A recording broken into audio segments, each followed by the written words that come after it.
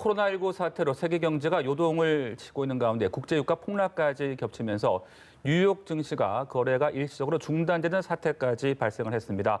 이번 사건이 또 우리 경제와 세계 경제에 어떤 영향을 미칠지 주목이 되는데요. 네, 김대호 경제학 박사와 자세히 짚어보겠습니다. 어서 오십시오. 네, 안녕하십니까.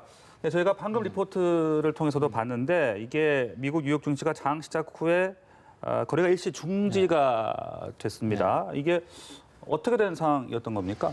그걸 이제 금융용어로 서킷 브레이크라고 그러는데요. 네. 이게 좀 말이 어렵잖아요. 우리말로 하면 우리 각 가정에 두꺼비 집이란 게 있죠. 전기 네. 휴즈. 그러니까 전기가 갑자기 전류가 많이 흐를 때 안전을 위해서 두꺼비 집이 나간다. 그래서 우리는 휴즈가 나간다 이렇게 얘기하는데 영어로 똑같은 겁니다. 서킷이라는 게 회로. 그다음에 브레이크가 차단, 회로 차단기거든요. 주가가 아주 급등하거나 급락하는 급격한 변화가 있을 때는 일단 과부하가 걸리니까 일단 전기를 끊어놓고 한번 생각해 보자. 네. 이게 뉴욕 증시의 서킷 브레이크라는 건데요. 서킷 브레이크가 3단계가 있습니다. 1단계로는 주가가 전일 대비 7% 이상 하락하면 15분간 서킷 브레이크를 합니다. 그런데 네. 어젯밤에 뉴욕 증시가 우리 시간으로 밤 10시에 열렸거든요. 밤 10시에 열렸는데 시작하자마자 바로 7% 이상 폭락했습니다. 그래서 서킷 브레이크를 걸었고 15분 후에 다시 시작했는데 그때부터도 여전히 떨어졌지만은 그러나 하락폭은 상당히 많이 줄어들었어요. 그래서 2단계, 3단계 완전히 전기가 나가는 그런 상황까지는 가지 않은 1단계 서킷 브레이크가 걸렸고 네. 그것이 정확하게 23년 만에 처음이다. 이게 이제 한국에도 많은 쇼크를 가져왔었죠. 네, 코로나19 그리고 유가 급락에 충격이 더해지면서 전 세계 금융시장이 출렁였는데 유가 급락의 원인은 좀 어떻게 분석이 되고 있는지도 궁금한데요. 네, 저는 코로나19의 영향이 때문에 오늘 밤사이 뉴욕 증시가 폭락했다는 일부 전문가들의 주장에는 동의하지 않습니다. 네. 왜냐하면 지금 코로나19에 따라서 뉴욕 증시가 오르락 내리락 상당히 변동을 쳤고 아직까지도 세계 경제가 코로나19 때문에 폭망을 했다든지 큰 타격을 받았다는 증거나 이런 건 없어요. 네. 어저께 밤에 주가가 떨어진 거의 가장 결정적인 요인이라 그러면 국제 유가를 둘러싼 선진국 3개국의 서로 간의 패권 전쟁. 저는 이렇게 봅니다. 네. 특히 사우디가 느닷없이 자기가 사우디가 팔고 있는 그 국제 유가를 당초 계약과는 관련 없이 최대 7배럴당 7달러씩 이상으로 싸게 해주겠다. 이것을 일방적으로 발표한 거예요. 그러니까 이게 무슨 일인가 해서 금융시장이 혼동 상태로 들어갔는데요. 네. 사우디가 그냥 자기들 유가를 싸게 해줬다면 오히려 뭐 호재가 될 수도 있죠. 그런데 최근에 러시아하고 네. 감산을 둘러싸고 좀 이 산유량을 줄여야 될 것이 아닌가. 왜냐하면 코로나 때문에 지금 중국이 원유를 사가는 금액이 양이 줄었으니까 국제 유가가 좀 떨어진다. 그래서 이것을 막으려면 오페크가 중심이 돼서 국제 유가를 산유량을 좀 줄여야 된다. 이렇게 거의 합의가 돼 갔거든요. 네. 근데 오페크 국가하고 러시아 지금 세계 2위와 3위의 산유국들입니다.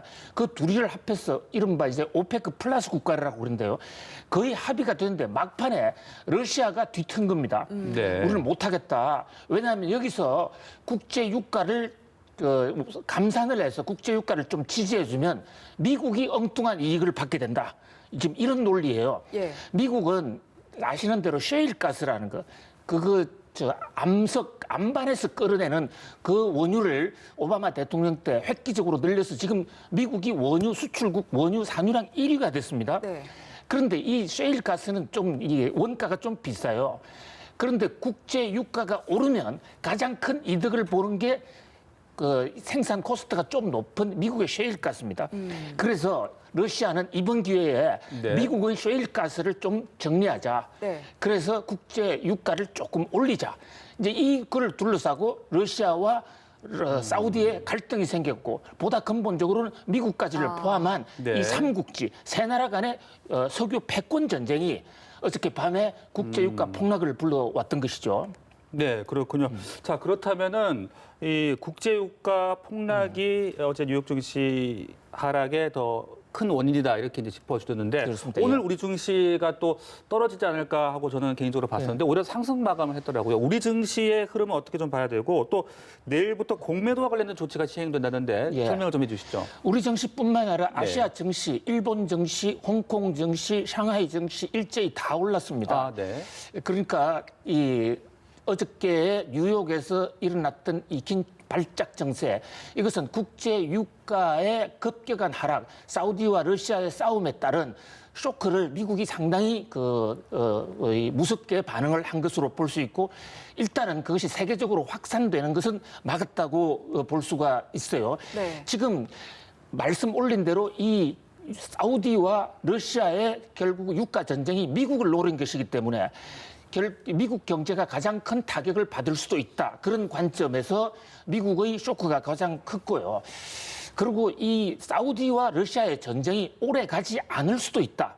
그러니까 사우디가 협상 테이블로 러시아를 끌어내기 위해서 전시 효과로 좀 겁을 준 거 아닌가. 그렇다면 다시 오펙 플러스가 다시 회의를 하게 되면 국제 유가가 안정이 될 것이라는 이런 기대가 아시아 증시에 돌아오면서 아시아 증시는 일단 상승세로 돌아섰습니다. 네네. 그러나 사우디가 또 러시아가 어떻게 나올지를 모르는 상황이기 때문에 네. 앞으로 이 변동성은 당분간 계속될 상황이기 때문에 유의해서 지켜봐야 될 것으로 보입니다. 네. 네. 그리고 공매도와 관련된 조치들은 어떤 내용입니까? 예, 지금 약 한 2시간 전에 홍남기 네. 부총리가 우리나라 시장에서 공매도를 상당히 좀 규제하는 그런 조치를 취했어요.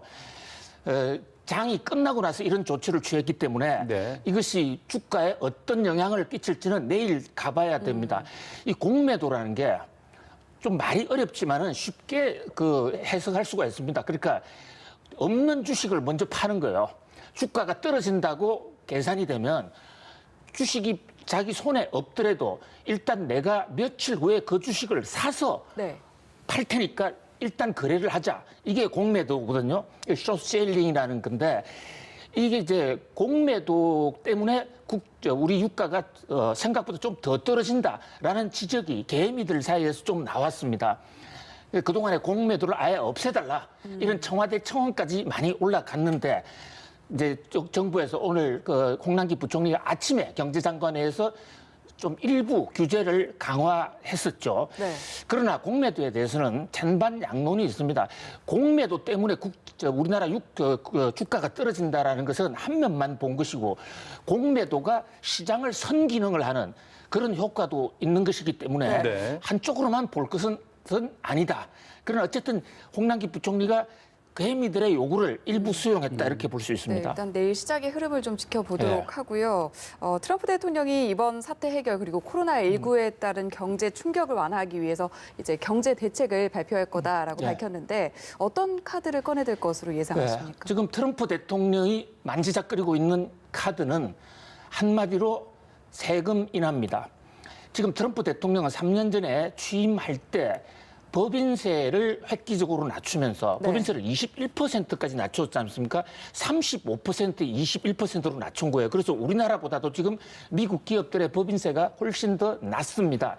그것이 미국 경기 회복에 기업들의 세금 부담을 덜어주고 그것이 주가 상승 이런 거라 트럼프 대통령이 3년 동안 경제적 기적을 누릴 수 있는 아주 큰 이 시금석이 동력이 됐어요. 그런데 이번에는 근로자들 세, 이른바 급여세 또는 소득, 근로소득세로 이렇게 번역을 하는데 그런 쪽을 좀 해서 중산층을 세금을 깎아주겠다. 그렇게 하는 것이 또 선거 전략상으로도 굉장히 유효할 수 있고요. 네. 또 하나는 지금 코로나 전국 상황에서 코로나 때문에 자영업자가 어렵지 않습니까? 네. 그 자영업자가 낼 세금을 일정 기간 유예해주는 그런 방식으로 우리나라는 지금 추경을 통해서 하는 방식입니다만 그것은 세금을 걷어서 직접적으로 이 실탄을 주는 방식이지만 미국은 아예 세금 걷는 것을 적게 하겠다.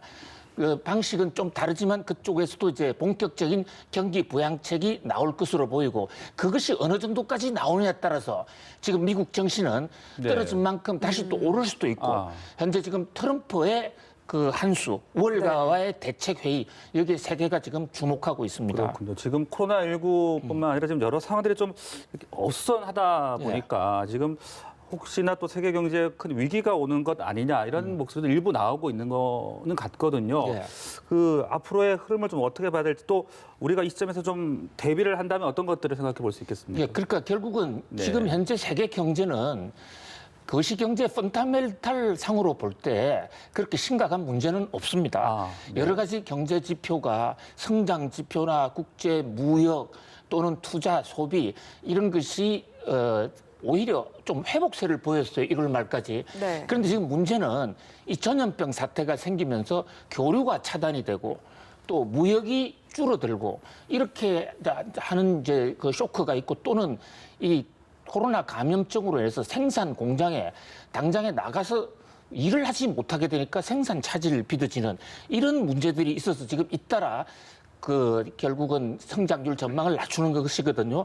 그러니까 앞으로 경제가 어떻게 될 것이냐는 것은 결국은 코로나 대책을 우리가 어떻게 유효히 잘 세워서 빨리 종식시키느냐. 잘 종식시킨다면 경제가 다시 살아날 수도 있고요. 이게 너무 오래 가면 타격이 커질 수 있을 것입니다. 그리고 이제 또 하나 중요한 것은 이게 유동성 위기인데요. 네. 경제가 펀다멘탈은 그렇게 나쁘지 않다 하더라도 이 세계 경제가 이렇게 출렁거릴 때는 예.